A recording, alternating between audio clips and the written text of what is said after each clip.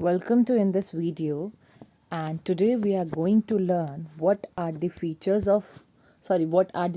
of learning. Learning के कौन कौन से सिद्धांत होते हैं, कौन कौन सी विचारधाराएं होती है. Basically there are 4 types of theory. First is classical conditioning theory, operant theory, social learning and cognitive. इन चारों को हम पूरे डिटेल में पढ़ेंगे. So now first is classical conditioning theory, परंपरागत अनुबंधन विचारधारा. इस थ्योरी के अंदर हम 2 मेन चीज़ लेके चलते हैं. क्या क्या? एक अपना स्टिमुलस और एक अपना रिस्पॉन्स. एक उत्तेजना, एक वो प्रत्युत्तर, मतलब रिस्पॉन्स. किसी पर्सन को लर्निंग करवाना है यदि हमने, तो उसका फर्स्ट थ्योरी ये है जो कि दिया था पावलोव ने. कब दिया था? 1880 में दिया था, 1880 में दिया था. ठीक है. और ये एक इम्पॉर्टेंट हमारा लर्निंग को सीखने का है. इसमें बोला गया कि यदि आपके किसी पर्सन को अगर कुछ सिखाना है तो उसके माइंड में कंडीशनिंग कर दी जाए. उसके माइंड को ऐसा, मतलब उत्तेजना, ऐसे स्टिमुलस बिठा दिया जाए कि वो चीज़ आपको करने से वो मिलेगा, या वो करने से आपको प्रमोशन. जैसे आपको बोलते हैं कि आप लोग की बहुत मैथ्स के क्वेश्चन सॉल्व करो तो आपको क्या होगा? अच्छे मार्क्स आएंगे. ठीक है. और आपको बोलते हैं, जैसे आप लोग प्रैक्टिकल देते हो, आपको मैम बोलती हैं कि जितना अच्छा प्रैक्टिकल होगा उतने अच्छे आपको मार्क्स मिलेंगे. तो आप में स्टिमुलस बना दिया जाता है, आपके अंदर उत्तेजना उत्पन्न कर दी जाती है किसी चीज़ को पाने के लिए. ऐसे ही जब कोई चीज़ लर्न करना है तो उसके लिए आपके मन में स्टिमुलस बिठा दिया जाता है, जिससे आप उसी के अकॉर्डिंग रिस्पॉन्स करने लग जाते हो.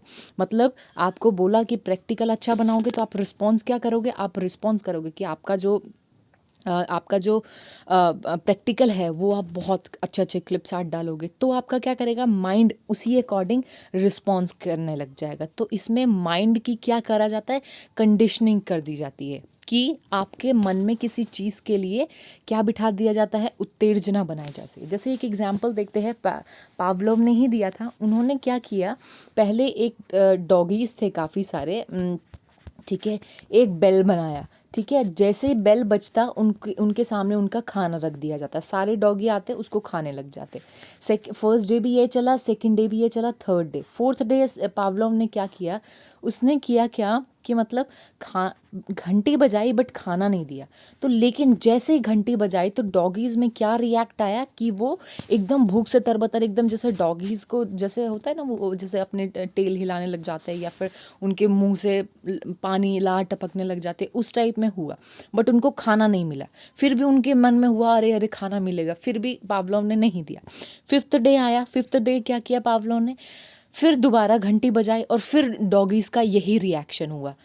ठीक है. तो इसका मतलब ये हुआ, मतलब फिर बाद में सिक्स्थ डे उनको खाना मिल गया था. आप ज़्यादा मतलब नेगेटिव मत होना.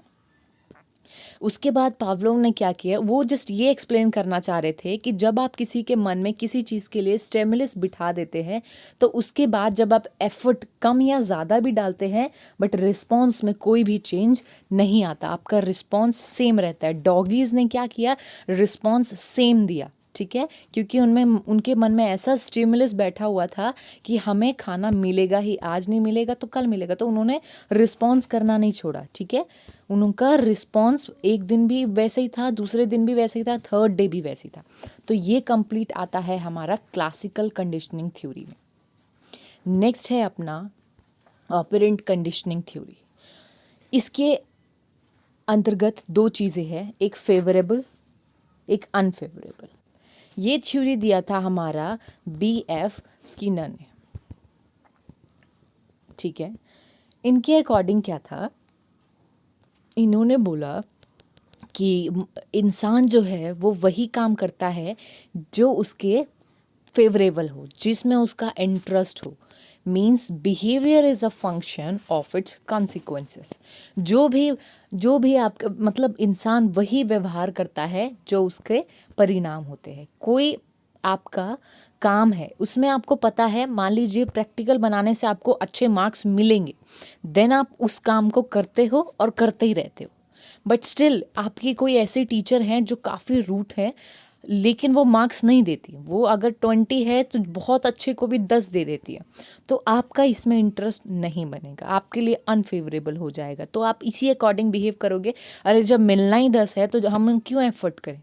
इसका मतलब ये है इंसान दो काम करता है, जो मतलब दो वे से काम करता है। एक पॉजिटिव, जो पॉजिटिव काम होता है उसको वो फ्यूचर में रिपीट करता है, और जो नेगेटिव काम होता है उसको फ्यूचर में मतलब नहीं करता। तो इन्होंने रिलेशन बनाया किसका, जो रिजल्ट मिलेगा और आपका जो बिहेवियर है। देखिए जिस अकॉर्डिंग आप बिहेव करेंगे उसी अकॉर्डिंग आपको रिजल्ट मिलेगा, और जब आपको वो रिजल्ट मिलेगा तो आप उसको फ्यूचर में दोबारा करोगे। ठीक है। और एक वर्ड है रेनफोर्समेंट। रेनफोर्समेंट मतलब क्या होता है, the consequences of behaviour are known as reinforcement.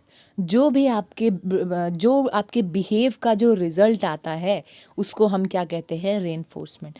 तो बेसिकली इन्होंने हमें 4 प्रोसेस दिए जिससे उन्होंने बोला किसी पर्सन की लर्निंग होती है। फर्स्ट है बिहेव, मतलब सबसे पहला वो कोई रिजल्ट करने के लिए कैसा बिहेव करता है, कैसी प्रतिक्रिया, या तो वो अपनी पूरी एनर्जी के साथ काम करता है या तो वो बीच में स्किप कर देता है। स्टिमुलस हमने पहले ही पढ़ लिया था। स्टिमुलस क्या होता है कि किसी काम के प्रति आपके मन में उत्तेजना, किसी की इच्छा, वो चीज़ आपको चाहिए ही चाहिए। रेनफोर्समेंट क्या था, अभी बताया था, द कंसिक्वेंसेस ऑफ बिहेवियर। जो भी आपके बिहेव का रिजल्ट आता है उसी आपके रेनफोर्समेंट, ये टी है इधर, आपके यहाँ पर डिपेंड करता है कि वो काम आप फ्यूचर में रिपीट करोगे या नहीं करोगे। वो काम आप फ्यूचर में रिपीट करोगे या नहीं करोगे। ठीक है। So there are mainly 4 process. First behave किसी काम के लिए, उसकी उत्तेजना, मतलब मान लो कोई आपको प्रमोशन चाहिए तो आप उसी अकॉर्डिंग बिहेव करोगे तभी आपको वो चीज़ रिसीव होगी। फिर रेनफोर्समेंट, अगर आपको वो चीज़ मिल गई, आपका बिहेव का रिजल्ट मिल गया, देन आप उसको फ्यूचर में रिपीट करोगे, अदरवाइज उसको छोड़ दोगे। ठीक है। नेक्स्ट है अपना स्पेशल लर्निंग थ्योरी। बहुत इजी थ्योरी है। इसमें क्या है, दूसरों की नकल करके आप सीखते हैं। नकल मतलब एग्जाम वाला नकल की बात नहीं कर रही, ये हमें दिया था एल्बर्ट बंडूरा जी ने।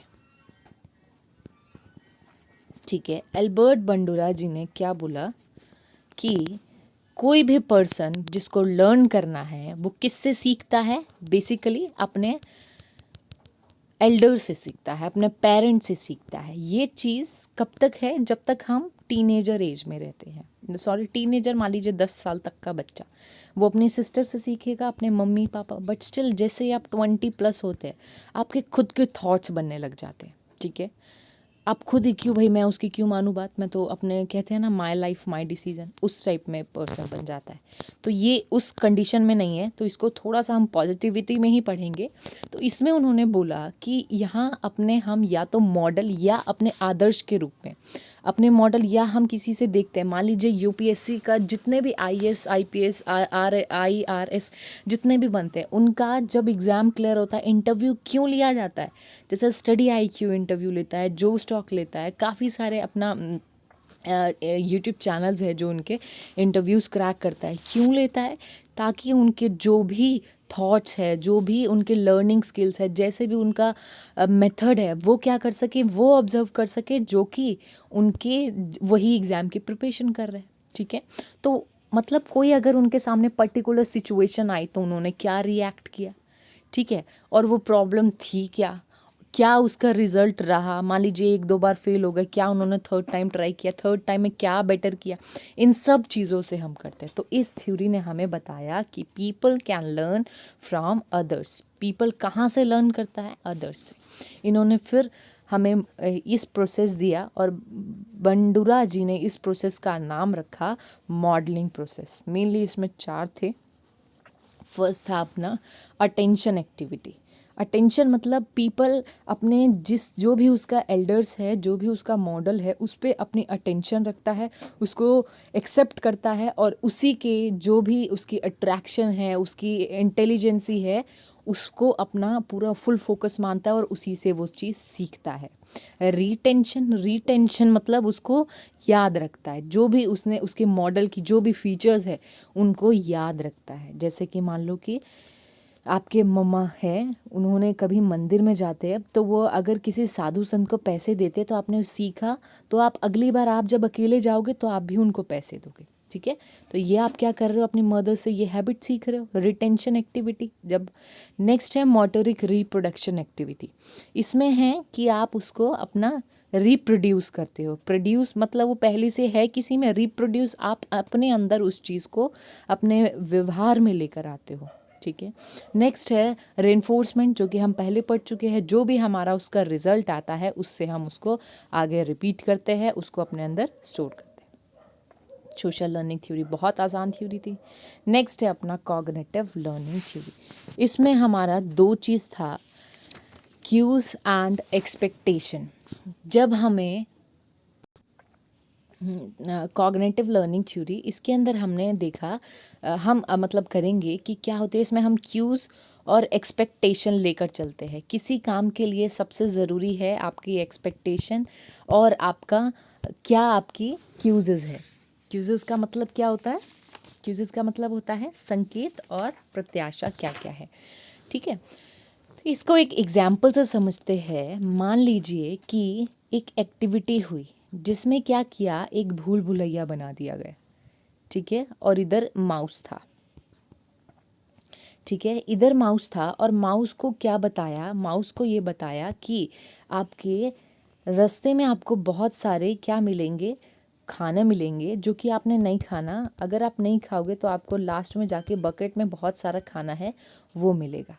तो क्या किया माउस ने, उसने अपने अकॉर्डिंग अपनी एक्सपेक्टेशन बनाई, अपना रिलेशन मतलब क्यूज़ बनाया कि मुझे कहीं नहीं मुड़ना, मैं जब सीधा सीधा सीधा जाऊंगा तभी मुझे वो चीज़ रिसीव हो जाएगी। तो इसमें वही बताया कि इंसान अपनी एक्सपेक्टेशन से करता है। माउस को एक्सपेक्टेशन थी, आशा थी कि मैं लास्ट तक कभी ना कभी पहुंच जाऊंगा और मुझे वो बकेट खाने का मिल जाएगा। तो ऐसे ही मनुष्य होते हैं, इंसान होते हैं, जब उन्हें किसी चीज़ की एक्सपेक्टेशन होती है तो वो क्यूज़ ऐसे संकेत बनाते हैं, ऐसे लक्ष्य बनाते हैं जिस पर चल के उन्हें वो चीज़ मिल जाए। ठीक है, इस थ्योरी में इतना ही। नेक्स्ट जो अपना टॉपिक है वो है शेपिंग बिहेवियर का और इसके प्रिंसिपल्स का।